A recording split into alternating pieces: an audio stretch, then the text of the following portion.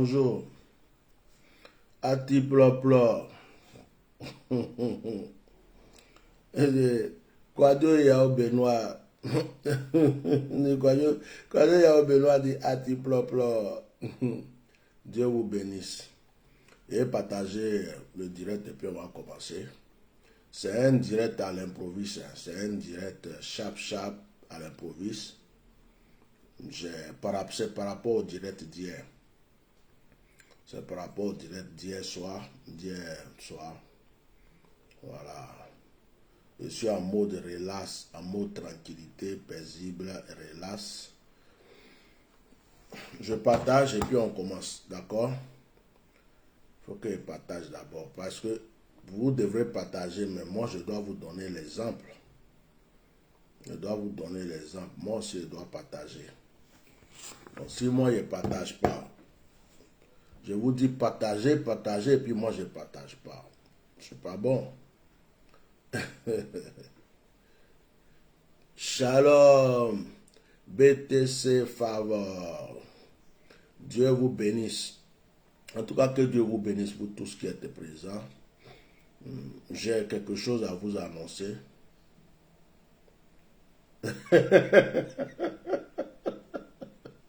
Maurice dit, pousse un pas de danse.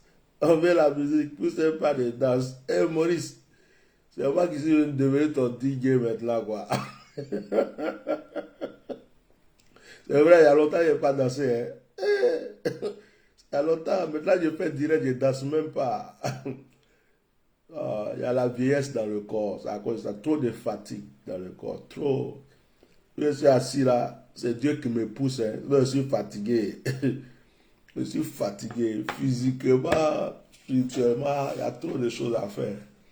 Maurice dit, il faut pousser un pas de danse. Il faut danser un peu, on va quitter ici. Non. Oh my God. Non, Maurice. Papa, il ne peut pas danser à l'heure là. Trop de fatigue. Si il danse, il est tombé dans la pompe. Et puis il est venu me ramasser. Soyez bénis. Soyez bénis. Mais pourquoi ici là, je ne vois pas le direct pour partager? Bon, des fois il y a des trucs comme ça. Ça va sortir après quand il veut. Ah, il est là. Il est là, mais il ne veut pas. Kutubu, Matrebo, Kotabadbu. Bon. Là, il a maman d'Assoulaï. Bon, je vais faire le direct. Je vais faire le direct comme ça et puis. Parce que ce soir encore, on a un direct de prière. Donc, ce direct-là, c'est vraiment un direct comme ça. Ah. Il fallait que je le fasse. Je voulais remercier, pour commencer, tous les vrais musulmans de la Côte d'Ivoire. Il y a des vrais musulmans en Côte d'Ivoire. Je voulais respecter et remercier tous les vrais musulmans, tous les imams, les vrais musulmans de la Côte d'Ivoire. Je voulais vraiment remercier Dieu pour leur vie. Aujourd'hui, quand je me suis réveillé, j'ai vu qu'il y a des musulmans qui m'ont écrit par rapport à mon direct d'hier. Par exemple, voilà un frère, je ne vais pas dire son nom, parce que je ne veux pas créer de problème aux gens. Il a dit, bonjour pasteur, merci beaucoup. Et il n'est même pas originaire du Nord. Ça veut dire que le monsieur dont j'ai parlé hier n'est même pas originaire du Nord. Et il vient parler comme s'il était de Séguéla, s'il était truc. Donc, vraiment, il y a un imam. Il y a un imam qui m'a écrit aussi. Salut, bonjour, j'ai écouté ta vidéo sur l'imam Sogodogo. Vraiment, je demande pardon à toute la communauté chrétienne et puis il a laissé son nom. je ne sais pas si elle doit dire le nom de cet imam, hein, mais c'est un imam qui est en Côte d'Ivoire. Je ne sais pas. Pour ce, je n'ai pas demandé sa permission. Je n'ai pas demandé sa permission. Si elle peut dire son nom, par respect, parce qu'on ne sait jamais. Peut-être qu'il y a d'autres qui ne vont pas aimer son intervention. Je n'ai pas envie que des gens aillent l'embrouiller pour dire non, pourquoi tu as envoyé un message au nom des musulmans, au nom de ceci. Donc je préfère taire son nom. Voilà. Mais j'ai son nom ici. C'est un imam. Et puis, il a dit salut, bonjour frère. En tout cas, en plus, il dit frère. C'est un imam, un musulman. Il dit frère. Il n'a pas dit monsieur. Vraiment, ça me touche. Ça me touche. Il y a des gens bien. Il y a des gens qui ne veulent pas qu'on ait des troubles entre nous. C'est ça qu'il faut en Côte d'Ivoire. Musulmans, chrétiens, on n'a rien à voir avec la politique. On n'a rien à voir avec la politique. Notre religion, c'est notre foi. Moi, si je veux être musulman demain, je peux devenir musulman. Un chrétien qui veut être musulman, il devient musulman. C'est une affaire de foi. C'est où je me sens bien là. Ce que je ressens. Je sens que c'est là que je dois prier. C'est là que je suis. Les chrétiens là, il y a des catholiques, il y a des protestants, il y a des évangéliques, il y a des christianistes célestes, il y a des baptistes, adventistes. C'est tellement beaucoup. Donc, c'est quelle église qui va au ciel? C'est quelle église? C'est les évangéliques qui vont au paradis? C'est les catholiques qui vont au paradis? C'est les adventistes? Non. Dieu est esprit. Dieu est unique. Et il y a un seul Dieu. Il n'y a pas deux. Il n'y a pas trois. Dieu n'a pas de père. Dieu n'a pas de mère. Dieu n'a pas de sœur. Dieu n'a pas de frère. Dieu n'a pas de cousin. Il est seul. Il est unique. C'est un seul Dieu. Donc on va fouiller jusqu'à... On va revenir là. Nous tous là. On adore le même Dieu. On adore le même Dieu. La religion, c'est nous qui avons créé, nous les humains. On a créé la religion par rapport à nos compréhensions, nos idées, nos foi. Mais Dieu, il s'en fout de nos doctrines, de nos religions. Ce que Dieu voit en nous, c'est son esprit qu'il a mis en nous. Et Dieu dit, aimez-vous les uns les autres. Aime ton prochain comme toi-même. Ce commandement-là, ça se trouve chez les juifs. Ça se trouve chez les musulmans. Ça se trouve chez les chrétiens. Ça se trouve chez tous les chrétiens. Aime Dieu de tout ton cœur, de toute ton âme, de toute ta force et aime ton prochain comme toi-même. Ce que tu ne veux pas qu'on te fasse, ne fais pas ça à ton prochain. Dans toutes les régions qui croient en Dieu, ça se trouve. C'est ça, la vraie base de la foi en Dieu. Donc, quand un imam m'écrit, je cache son nom. Je ne montre pas même. Celui qui veut y croire, celui qui veut y croire pas. Mais peut-être que les gens vont croire que je mens. Donc je cache tout ce qui est, tout ce qui peut, voilà ça. Je cache tout pour ne pas que quelqu'un reconnaisse, voilà. Parce qu'ils vont croire que je mens. Quand un imam écrit à un pasteur, et puis il dit bonjour mon frère, déjà ça, c'est quelque chose de très fort et de très puissant. Ça veut dire que c'est quelqu'un qui a compris que nous ne sommes pas des ennemis. Un chrétien va voir un musulman en difficulté, il va l'aider. Est-ce que si tu es en voiture, que tu as vu un musulman qui a eu un accident, tu vas dépasser, tu vas dire non, comme c'est un musulman, je vais le laisser mourir sur la route. Non. Tu vas dire mon frère, qu'est-ce qui t'est arrivé? Et tu vas aller à son secours. Est-ce qu'il n'y a pas des musulmans qui ont aidé des chrétiens? Il y a même des musulmans qui ont donné l'argent à un chrétien pour dire, tiens, il faut faire ton commerce.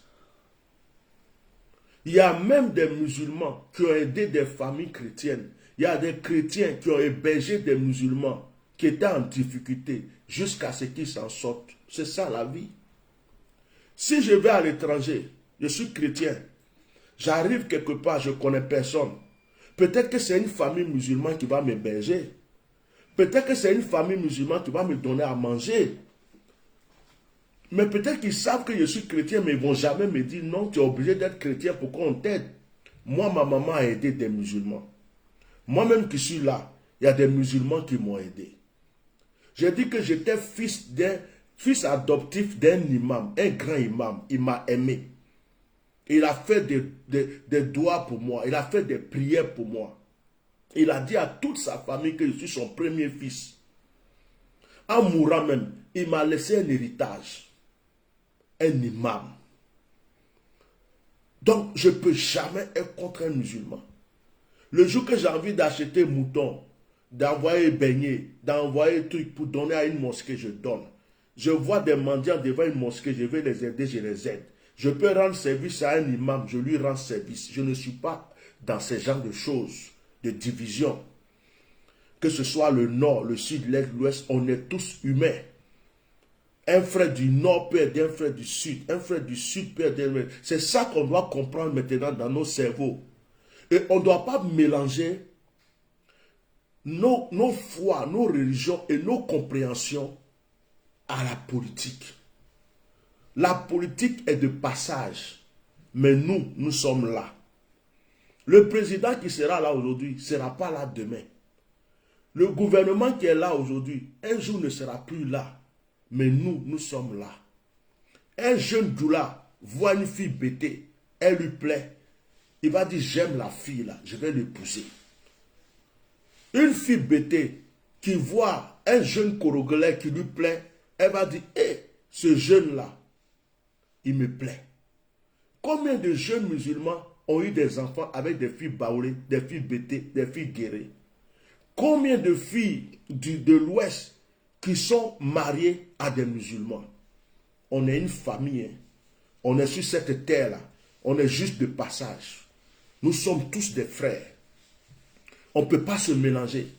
Donc ce que cet imam, ce faux imam a fait, que j'ai dit hier, c'est un péché grave.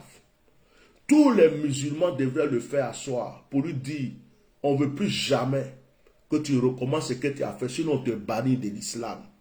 C'est une honte à l'islam. C'est une grande honte à l'islam en Côte d'Ivoire. Surtout avec tout ce qu'on a vécu déjà, que les gens ont mélangé nos têtes pour dire que c'était un conflit entre nord, sud, entre musulmans et chrétiens. On a souffert jusqu'à... Aujourd'hui, il y a des musulmans, hein? Il y a des musulmans qui parlent de Gbagbo, Gbagbo Kafissa, Ahmed Gbagbo fait. Il y a des gens du nord qui veulent de Gbagbo. Il y a des gens du nord qui n'aiment pas Alassane. Il y a des gens du sud qui aiment Alassane. Il y a des gens de l'ouest, des BT qui aiment Alassane. Et puis il y a des BT qui n'aiment pas Gbagbo. Donc c'est une affaire de politique, c'est une affaire de ce que j'aime, la personne que j'apprécie et la personne que j'apprécie pas. Ça n'a rien à voir avec je suis du nord, je suis du sud, je suis chrétien, je suis musulman. Ça n'a qu'à s'arrêter dans nos têtes. Parce que on va laisser les politiciens nous entretuer, nous diviser, alors qu'on était paisible. La Côte d'Ivoire, c'est un pays exemplaire. J'ai grandi à Goulabougou. J'ai grandi à Goulabougou. Dans le quartier Goula, en tant que petit baoulé. Les Goula ne m'ont pas fait du mal. Je rentre dans une cour, ils sont en train de manger là. Ils sont en famille en train de manger. Hé, Agnashi, il va dans mes dominicains. Je lave ma main, je m'assois. Je mange, je mange, je mange, je mange. Je finis de manger, on se lave la main, on va jouer au football. Mes amis, c'était Bakary, Adama. Tout ça, j'ai grandi avec eux. On faisait des boubs, des soirées, tout ensemble. À cause d'eux là, tellement ils m'ont insulté, Kafri. Tu n'es même pas circoncis, Kafri. à cause de leur injure là. J'étais déjà grand. Hein. Je suis allé à l'hôpital pour aller me faire circoncire et puis ils vont arrêter de m'insulter. Le jour, je suis revenu que j'ai dit que j'étais circoncis là. Ils ont dit, ah, maintenant toi, c'est bon, tu n'es plus un Kafri. Et puis c'est fini, ils ont arrêté de m'insulter Kafri. Parce qu'on pissait ensemble, on se lavait ensemble, on faisait tout ensemble. Ils voyaient ma nudité. Donc ils m'insultaient réellement un Kafri comme ça là. Tu n'es même pas circoncis. Donc, vous voyez, moi là, quelqu'un ne peut pas venir me dire aujourd'hui qu'un frère du Nord n'est pas ivoirien. C'est pas possible. Je suis baoulé, j'ai grandi à Djelabougou. Moi-même, je pouvais même haïr même les baoulés. Je pouvais haïr Oufoué. Je pouvais dire à Oufoué, pourquoi tu as laissé ma maman grandir à Djelabougou, faire sa maison à Djelabougou, alors que les autres, là, ils avaient une maison ailleurs. Mais la vie, c'est ce que Dieu te donne que tu prends. Si je n'avais pas grandi à Djoulakro, je n'allais pas avoir le caractère que j'ai. Ouais. Je n'allais pas avoir la nature que j'ai. Dieu m'a fait passer par des choses pour que je sois ce que je suis. On accepte ce que Dieu nous donne. On n'est pas des ennemis. On n'est pas des ennemis. Babo, dont on parle, Babo avait des amis imams. Il y a des imams qui aiment Babo. Il y a des imams qui n'aiment pas Alassane. Il y a des pasteurs qui n'aiment pas Babo. Il y a des pasteurs qui aiment Alassane. C'est ça la vie. Tu ne peux pas changer quelqu'un. Donc, quand cet imam-là m'a écrit ce matin, avec d'autres frères musulmans qui m'ont écrit, ça m'a touché. J'ai dit, je vais faire un direct, parce que hier, j'étais en colère. Hier, j'ai 15 ans, j'étais vraiment en colère. Parce que ce que ce monsieur a fait, c'est pas bon. Ça pouvait créer une guerre entre musulmans et chrétiens. Et ça, on n'a plus besoin de ça en Côte d'Ivoire. On n'a plus besoin de ça. Il y a des problèmes politiques entre les partis politiques. Actuellement, il y a des gens du Nord qui n'aiment pas Alassane. Actuellement, Séguéla est fâché contre Alassane. Korogo est fâché contre Alassane. Est-ce que ce sont des chrétiens? Ce sont des musulmans. Hein? Donc, pourquoi on va mélanger des problèmes politiques à des problèmes raciaux? C'est pas bon. Et des problèmes de religion. Donc, ce frère dit, salut, bonjour frère, j'ai écouté ta vidéo sur l'imam Sogodogo. Je ne sais pas si c'est Sawadogo ou bien Sogodogo, mais il a écrit Sogodogo. Vraiment, je demande pardon à toute la communauté chrétienne. Il dit, je demande pardon à toute la communauté chrétienne. Il dit, et puis il a laissé son nom en bas, imam, et puis il a signé avec son nom. Je le remercie. J'ai d'autres messages comme ça. Je voulais donc par ce direct dire aussi à mes frères chrétiens que les musulmans ne sont pas vos ennemis. Je voulais dire aux frères du sud, de l'est, de l'ouest, aux Baoulés, aux Bété, les frères du nord ne sont pas vos ennemis. Pour certaines personnes, arrêtez de dire que parce que quelqu'un s'appelle Adama, Bakari, Ousmane, c'est un étranger. Ça, c'est une grosse erreur et un péché que vous commettez. Parce que il y a des Bakari, des Adama, des Koné qui ont fait la Côte d'Ivoire. Nous là, on a grandi avec des Bakari. À l'église catholique, celui qui était le chef du monastère, c'était un Burkinabé. Moi, le pasteur Enes de l'église du Réveil, qui m'a motivé à prier beaucoup en langue pour aider les gens, c'était un Burkinabé. J'ai grandi avec les Odjeneka, les Sénoufo, toutes sortes de trucs. Vous avez compris? Et la Côte d'Ivoire a une frontière au nord. Ça veut dire que tous nos frères qui sont du nord sont nos frères, ils font partie de la Côte d'Ivoire. Donc cette mentalité de dire que parce que quelqu'un est du nord, c'est un étranger, que tous les Ivoiriens enlèvent ça de leur tête. Parce que c'est ce qui frustre certaines personnes. Il y a des gens qui se sont sentis frustrés. Si vous voyez qu'il y a des gens qui ont écouté Alassane, et puis ils ont suivi Alassane dans la guerre, c'est parce qu'ils étaient frustrés. Ils se disent, mais pourquoi je m'appelle Bakari, on dit que je ne peux pas être dans le gouvernement. Pourquoi je m'appelle Adama, et puis chaque jour j'entends je suis étranger. Mais pourquoi ils ont construit les maisons pour des Baoulés et puis ils n'ont pas construit des maisons pour des Djoula? Pourquoi Baoulé Clos est bien arrangé et Djoulabougou là, c'est sale? Pourquoi on fait ça pour les bêter? Et puis, pour nous là, on est tous des frères. Donc, les gens dans leur esprit, ils se disent, ceux-là ne nous aiment pas. Ceux-là pensent que la terre les appartient seulement. Et ce qui fait que ça crée beaucoup de frustration dans la tête des gens. C'est ce qui a fait que Alassane a pu utiliser ça pour manipuler les gens et puis avoir ce qu'il a aujourd'hui. Quand Dieu va nous délivrer, parce qu'on va être délivré bientôt, et que tout ça va finir, s'il vous plaît, que cela ne se répète plus en Côte d'Ivoire. Il y a des étrangers, il y a des gens qui ne sont pas ivoiriens. Les étrangers, il y en a partout. Nous-mêmes, on est en France, là, on est étrangers aussi. Il y a des gens, ce n'est pas des Ivoiriens. On les reconnaîtra que ce n'est pas des Ivoiriens. Mais un Ivoirien qui est du Nord, c'est ton frère. Ce n'est pas parce qu'il est du Nord qu'il n'est pas ton frère. De la manière que tu te considères Ivoirien, lui aussi se considère Ivoirien. Il a ses droits en Côte d'Ivoire. Mais ce que je ne comprends pas, c'est que les Ivoiriens ont accepté les Libanais facilement. Il y a des Libanais, moi-même j'ai des neveux libanais. Il y a des Libanais qui ont fait des enfants. Il y a un Libanais qui a fait des enfants avec ma tante. J'ai des neveux libanais. Ce que je ne comprends pas, quand une blanche ou un blanc est en Côte d'Ivoire et qui fait enfant, son enfant est ivoirien, il a la peau blanche, on le voit, c'est un Ivoirien. Ce que je ne comprends pas, quand on voit un Libanais, il est plus ivoirien même que les Ivoiriens. Mais entre nous là, notre frère qui a la peau noire comme nous, qui est du Nord, on a du mal à accepter que lui aussi il est ivoirien. C'est pas normal.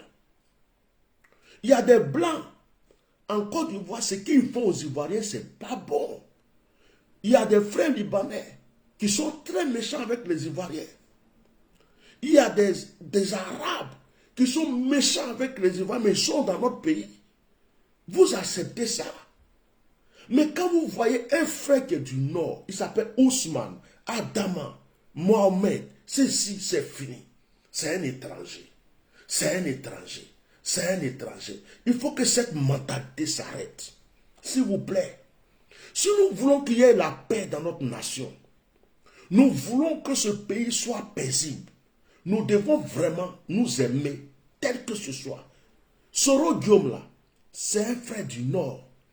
Mais il y a des bêtés qui l'aiment. Il y a les Baoulés qui l'aiment. Vous comprenez? Aujourd'hui là, Ahmed Bakaïko est mort là. Il y a des Baoulés qui pleurent. Il y a des bêtés qui pleurent. Il y a des gourous qui pleurent parce qu'ils l'ont aimé. Donc, histoire de il est Mahomet, histoire de il s'appelle Adama, parce qu'il c'est pas vrai, c'est faux. Arrêtons cela. C'est ce qui a fait que ce pays a été divisé. On a frustré beaucoup de personnes. On a mis des gens à côté. On les a fait croire que attends, mon grand-père était sur cette terre. Mes arrière-grands-pères étaient là. Mon père est né ici. Moi-même, je suis né là. Je suis allé à l'école. J'ai tout fait dans ce pays. J'ai mon extrait de naissance. J'ai tout. Et puis tu te lèves un matin, parce que je m'appelle Adama. Tu dis que je suis étranger. Quand on veut parler, tu dis non, tu es un étranger. Mais ça fait mal. Ça fait mal. Même si moi j'étais à la place de ces personnes, j'allais jamais accepter cela. Et le jour qu'on va me dire, allons se battre pour que nous aussi, les frères du Nord, soient au pouvoir, je serai le premier à me lever pour aller. Parce que je veux ma liberté. Donc que ça rentre dans vos cerveaux, chers Ivoiriens, ces gens de mentalité, arrêtez. Je viens par exemple sur le problème de Thiam. Tout dernièrement, il y a des gens qui disaient qu'on parle de Thiam. Non, Thiam c'est un Sénégalais. Non, Thiam c'est un Sénégalais. Mais Thiam c'est un Sénégalais. Pourquoi? Parce qu'il s'appelle Thiam. Est-ce que vous vous entendez quand vous parlez? C'est un Sénégalais. Sa maman est quoi? Il a grandi où? Dans le palais présidentiel.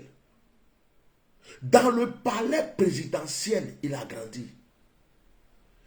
Thiam a grandi à Yamoussoukro dans le palais présidentiel. C'est un petit-fils d'Oufoué Boigny. Mais aujourd'hui, parce qu'il s'appelle Thiam, quand des gens entendent son nom, Thiam, non, il n'a qu'à aller au Sénégal. Non, il n'a qu'à aller faire sa chose. Mais est-ce que c'est au Sénégal qu'il a grandi? Mais est-ce que c'est au Sénégal qu'il est né? Mais qui était son père? Qui était sa mère? Où est-ce qu'il a vécu? Voici le problème. Je prie que Dieu vous aide, chers Ivoiriens, à comprendre. Parce que si vous restez dans ça, oui, c'est nous les Baoulés. Oh, c'est nous les BT.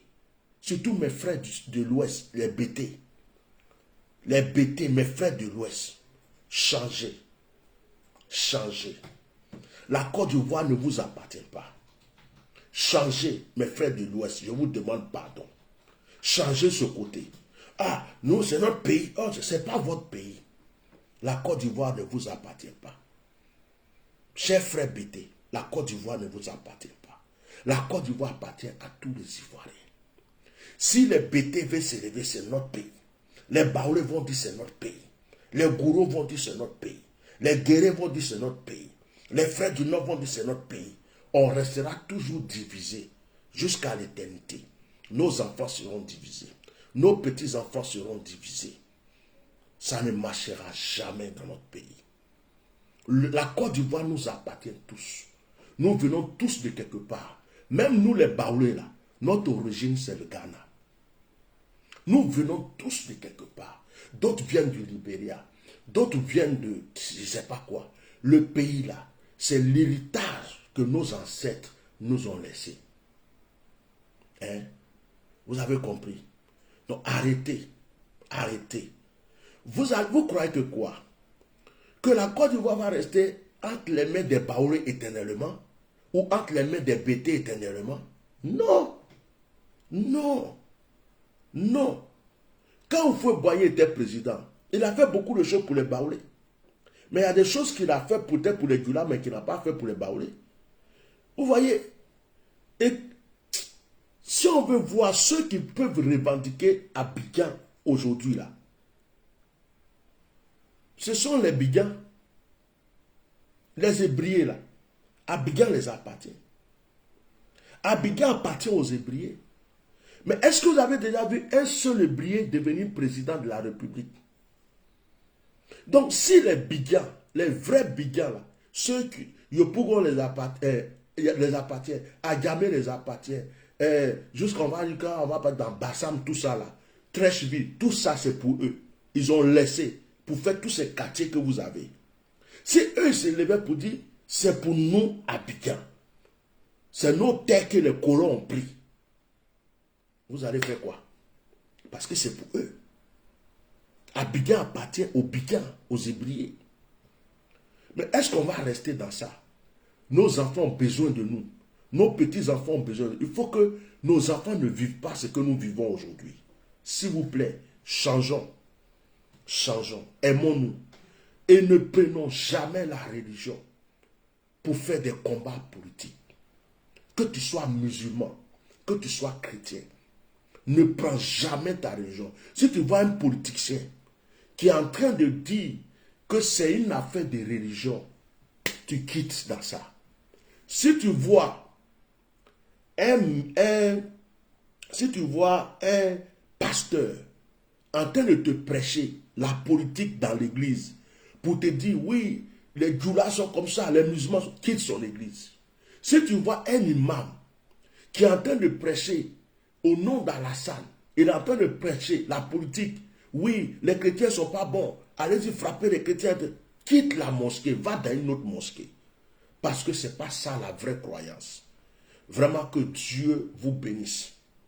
Et je remercie encore tous mes frères musulmans, tous ceux qui m'ont écrit, qui m'ont interpellé, qui m'ont dit mon frère Yako, mon frère, au nom de l'islam, on demande pardon à tous les chrétiens. Celui-là, c'est pas nous qui l'avons envoyé. D'ailleurs, il n'est même pas du Nord. Tous ceux qui m'ont écrit, que Dieu vous bénisse. C'est grâce à vous que je fais cette vidéo pour interpeller aussi tous les Ivoiriens et mes frères chrétiens. Nous prions pour la paix. Aujourd'hui, on a un problème. Notre problème, c'est la politique.